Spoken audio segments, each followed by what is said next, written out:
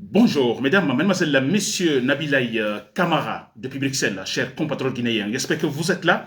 Alors, pour ce samedi, c'est vrai, j'ai donc ce thème d'information, toujours politique sur la Guinée, n'est-ce pas? Alors, mon titre, mon thème, je parle de la politique mensonge du boucher de Conakry, Mamadi Doumbouya.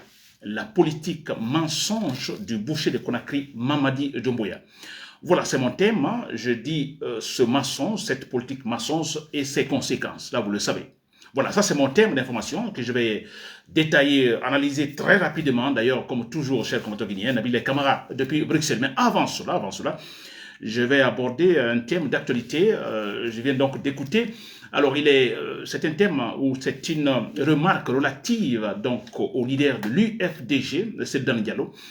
Alors, tout récemment, je pense qu'on a remarqué Sedan Diallo de l'autre côté, je crois que de la Gambie, avec une foule, donc ses membres, donc ses militants qui l'accueillaient, n'est-ce pas?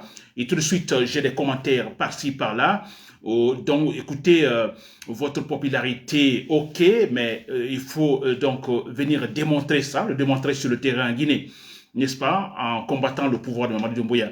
Alors, généralement, les gens qui tiennent de tels propos, écoutez, ce sont des ennemis, ce sont des gens toxiques, n'est-ce pas, alors, qui veulent justement, ou qui épousent, qui ont la même politique menée actuellement par Mamadi Doumbouya, où il est question tout simplement d'écraser disons les opposants, mais aussi ce sont des ethnocentristes, hein, n'est-ce pas? Là, je le dis toujours, actuellement d'ailleurs, en Guinée, c'est la politique ethnocentriste, hein, c'est Dan Diallo qui est capable de rafler tout, hein, électoralement parlant. Alors, écoutez, on a ce pouvoir qui exploite ce côté, n'est-ce pas, ethnocentriste, parce qu'il est peu, il faut se le dire. Là, il ne faut pas se le cacher. Alors, il y a ces gens qui disent, non, écoutez, le combat c'est en Guinée, ce n'est pas ailleurs. Venez en Guinée et combattre le régime de Mamadi Doumbouya. Alors moi, je leur dis tout simplement qu'écoutez, Sedan Diallo, je l'ai déjà écrit, Sedan Diallo est un leader politique, hein, n'est-ce pas, un leader politique. Alors, sa place est où? C'est dans la société. Et vous le savez, je le dis toujours, quand on dit société, c'est parce qu'il y a des lois, n'est-ce pas? Une société, parce qu'il y a des lois. Une société, s'il n'y a pas de loi, on parlera de la jungle. Alors, Sedan Diallo étant un politicien, sa place, effectivement, c'est dans la société et non dans la jungle, n'est-ce pas? Où, en fait, les barbares, les inintelligents, l'injustice et la méconnaissance des lois dominent, n'est-ce pas? Et ce lieu-là, ce n'est pas pour Sedan Diallo. Nous le connaissons très bien, cet homme qui a une éducation très claire, n'est-ce pas? Alors, le jour où on parlera de la société en Guinée, une véritable société en Guinée, alors, comme je viens de le définir, alors en ce moment-là, le politicien rentrera en Guinée, n'est-ce pas, pour effectivement exercer sa politique, donc relative à sa formation politique, c'est Dan Diallo, n'est-ce pas, chers compatriotes guinéens? Donc voilà, c'était cela. Ceux-là qui le disent, nous ne les écoutons pas. Alors, chaque fois que je parle de l'UFDG, je parle également, je reviendrai tout à l'heure sur la majorité électorale, n'est-ce pas? Je parlais de cela, mais toujours je vais dire, n'écoutez pas ces gens toxiques, n'est-ce pas? Soyez proactifs, c'est-à-dire que, alors, vous savez pourquoi ce Dan Diallo n'est pas en Guinée, nous le savons d'ailleurs, il a très bien fait de ne pas être en Guinée, n'est-ce pas? Et lui, c'est la politique. S'il ne possède pas des armes, cette Daniel ne possède pas des armes, il n'en pense même pas. D'ailleurs, un monsieur, même dans son discours pour insulter, il ne le fait pas, a plus fort raison prendre un Kalachnikov. Non, lui, c'est la politique douce, la politique autour de la table, cher compatriote guinéen, n'est-ce pas? Très bien. Alors, j'attaque donc le thème de maintenant. Alors, je parle de la politique de mensonge de Mamadi Doumbouya, qui est en fait une catastrophe, c'est vrai, et ses conséquences, cher compatriote guinéen. Très bien. Alors, moi, je dirais que cette politique mensonge a atteint effectivement son niveau, en fait, le plus culminant, c'est vrai, en Guinée. Ça, c'est vrai. N'est-ce pas? Alors, quand on parle de mensonge en politique, c'est vrai, je l'ai toujours dit que, attention, ne confondons pas, la politique, c'est mensonge. Non, la politique n'est pas mensonge. La politique, il est question de la réalisation sur le terrain, n'est-ce pas? Alors, la bonne réalisation. Alors, tout le monde peut utiliser, pas seulement en Guinée, en Occident, dans les grandes démocraties, vous pouvez, parti politique, vous êtes leader d'un parti politique, hein, utiliser la propagande, donc la politique de mensonge pour avoir l'électorat. Là, oui, vous pouvez le faire. n'est-ce pas? Vous pouvez mentir dans les promesses que vous ferez cela, et vous ne le faites pas après. Et si vous ne le faites pas après, écoutez, comme c'est dans la démocratie, il y aura des élections, les citoyens passeront par les urnes, et là, pour vous sanctionner, en disant, ah, vous avez promis, vous avez fait une politique de mensonge, etc. Cette politique de mensonge, si ça existe. Donc, je vais parler de mensonge électoral, de mensonge, je dirais, alors, de propagande. Vous comprenez? Oui, mais quand la politique mensonge, écoutez, devient ou atteint ce niveau le plus haut, c'est-à-dire que ce n'est plus comme élément électoral, le mensonge électoral, non, c'est-à-dire c'est, disons, le soutien même de la constitution même du pays repose sur le mensonge, vous comprenez, où en fait le pouvoir exécutif a la main total sur le pouvoir législatif, sur le pouvoir judiciaire, où ces pouvoirs-là, judiciaires, où ces structures politiques judiciaires et législatives travaillent, mais sur la base du mensonge, alors là, en ce moment, c'est grave. N'est-ce pas? Là, c'est grave. Et là, c'est catastrophique, s'il vous plaît. Là, c'est très grave. C'est vrai. Alors, surtout que quand on a celui qui se dit le président, parce que Mamadou Doumbouya n'est pas le président guinéen, je ne le dirai jamais, n'est-ce pas? Alors, il ne l'est pas, c'est un monsieur qui confisque les appareils de l'État guinéen. Alors, si lui d'ailleurs, il est l'auteur d'un, disons, d'un faux serment, du parjure, vous voyez, alors cette politique mensonge a atteint un niveau extraordinaire et gravissime d'ailleurs, n'est-ce pas? Et les conséquences, c'est ce que je dis, la politique, écoutez, plutôt la politique mensonge ne peut pas triompher définitivement, là vous le savez, n'est-ce pas? À un moment donné, alors elle peut, cette politique de mensonge, gagner ce qu'on appelle des batailles, mais jamais la guerre. On a vu avec Lansana Conté, ce qu'on appelle Dadis Camara, Alpha Condé. N'est-ce pas? C'est juste gagner des petites batailles. Mais la guerre, non. Vous savez pourquoi? Alors, je vais vous expliquer le cas de Mamadou Doumbouya, c'est flagrant. Regardez actuellement en Guinée, alors tout est confus, mais c'est comme ça. Quand un pouvoir utilise la politique mensonge, n'est-ce pas? Même, disons, comme élément basique de sa propre structure. Vous comprenez? Mais écoutez, en ce moment, vous voyez ce qui va se créer, il y a un désamour total entre, alors, le pouvoir, ces gens qui confisquent les appareils de l'État, et les citoyens. Un désamour total. Et là, c'est grave. Parce que dans une telle situation, même les crises sont difficiles à résoudre. Regardez le cas de la crise de liquidité. N'est-ce pas? Parce que déjà, il y a mésentente, il y a désamour total entre le pouvoir et les citoyens. Mais ce n'est pas seulement entre le pouvoir et les citoyens, mais c'est que au niveau de l'exécutif, eux, ces gens qui sont au pouvoir, entre eux également, il y a cette politique de mensonge qui continue. Donc, il y a ce qu'on appelle en sous-sous, couteau-couteau, en sous-sous, c'est-à-dire chacun prend sa part. Donc, il y a, en les prenant pas singulièrement, chacun de son côté, alors tout le monde va appliquer cette politique de mensonge. Vous comprenez? Il faut couvrir quelque chose, il faut sauvegarder quelque chose, parce que si le pouvoir l'a fini, et que vais-je devenir moi? N'est-ce pas? Et ce qui fait que personne ne sera honnête pour faire une véritable proposition de, disons, comme solution à la crise. Personne ne le fera. Tout est maçon, tout est politique de maçon. Personne ne le fera. Ça, c'est clair.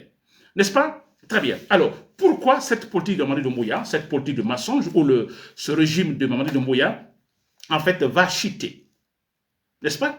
On dit, le maçon ne profite jamais. Un exemple frappant, quand vous mentez pour convaincre une femme, vous la faites rentrer à la maison, vous l'épousez et tout.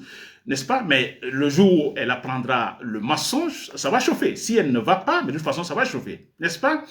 C'est un peu la même chose. Très bien. Alors, le cas de Mamadou Doumbouya, le cas de la Guinée principalement, très rapidement pour terminer ce point. Alors, si vous prenez en fait la politique guinéenne, n'est-ce pas? Vous prenez la politique guinéenne sur le terrain. J'ai toujours dit que Mamadou Doumbouya a trouvé sur le terrain des partis politiques, des grands partis politiques. Je parle de l'UFDG, je parle de l'UFR et je cite même en fait le RPG. Ce sont les grands partis politiques qui se partagent la majorité électorale. Ça, c'est clair. Ça, c'est une vérité indéniable. N'est-ce pas? Alors, ces gens ont des électeurs avec un idéal qui supportent ces partis effectivement pour le pouvoir, mais en fait, ils sont derrière donc le programme politique du parti. Donc, disons qu'il y a une sorte de structuration là. Ces gens-là ne soutiennent pas Sedan Diallo pour autre chose. Ils se disent, bon, quand il arrive là, il est capable. Ou c'est Sida Touré, quand il arrive là, il est capable. Mais surtout, ils se disent, la seule manière pour que Sedan Diallo arrive au pouvoir, ou Sida Touré arrive au pouvoir, c'est à travers des élections libres et transparentes. Ça, c'est très important. Donc, il y a une conviction du côté des électeurs de ces partis, s'il vous plaît. Donc, il y a une conviction derrière les partis politiques, n'est-ce pas? Très bien, ça c'est important. Voilà, Mamadou Doumbouya a bien trouvé en fait ce terrain politique, alors il va essayer de s'imposer, n'est-ce pas? Et lui, Mamadou Doumbouya, qui est-il? Qui est-il réellement? Alors, si nous prenons le cas de Mamadou Doumbouya, alors disons qu'il n'a pas d'électeurs. Ou disons, du moins, il en a, mais composé de qui? Ce sont ses parents, ce sont ses amis, ce sont les parents des amis ou les amis des parents, vous comprenez? C'est son électorat. Et ce sont des militaires acquis à sa cause. N'est-ce pas? C'est son électorat. Et aussi, ce sont des consciences, donc achetées. N'est-ce pas? Il a débloqué beaucoup d'argent pour acheter des consciences, n'est-ce pas? Il a distribué des postes, il a distribué des maisons, distribué disons de l'argent, des voitures, vous comprenez, pour acheter des consciences. Et ça, c'est là, tout ça la forme, disons, l'électorat de Mamadou Doumbouya. Disons, c'est une minorité. Donc, il n'y a aucune conviction derrière, aucune conviction. Donc, au niveau de ces électeurs de Mamadou Doumbouya, c'est sa famille, c'est ses amis, etc., il n'y a pas de conviction. Vous comprenez, il y a l'intérêt clair et net. Nous le supportons parce que nous aurons du poste. Les postes seront là pour nous. Nous le supportons parce qu'il y a de l'argent.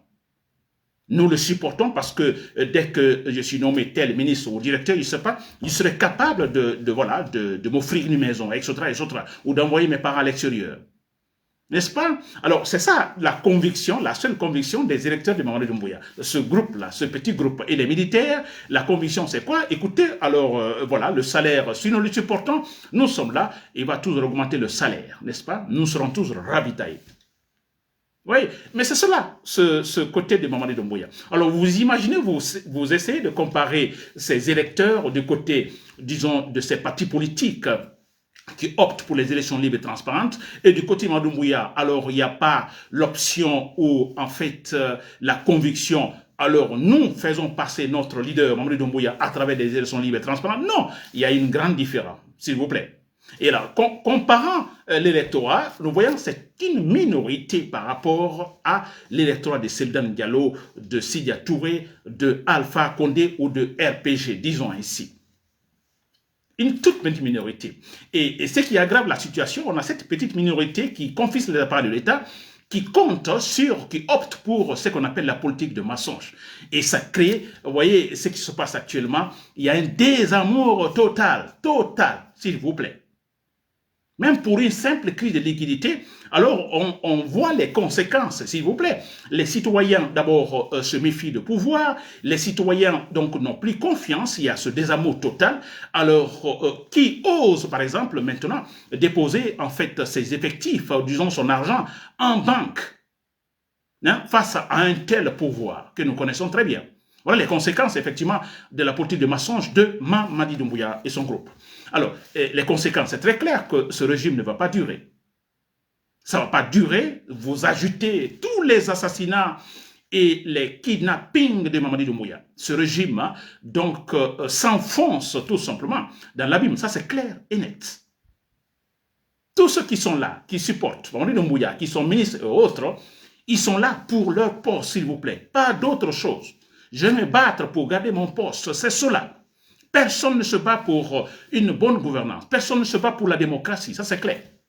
Et à ajouter, quand il y a la politique de maçon domine, écoutez, cela joue sur le processus démocratique. Et ça se voit. Mamadi Doumbouya, totalement, il s'est éloigné totalement de la démocratie. Il n'en veut plus et n'en veut pas. N'est-ce pas, chers Contoguidiens? Voilà les conséquences. Donc, le pays dans la confusion totale, n'est-ce pas? Alors, c'est un appel, comme au temps de Alpha Condé, la gouvernance à tâtons. C'est clair. N'est-ce pas?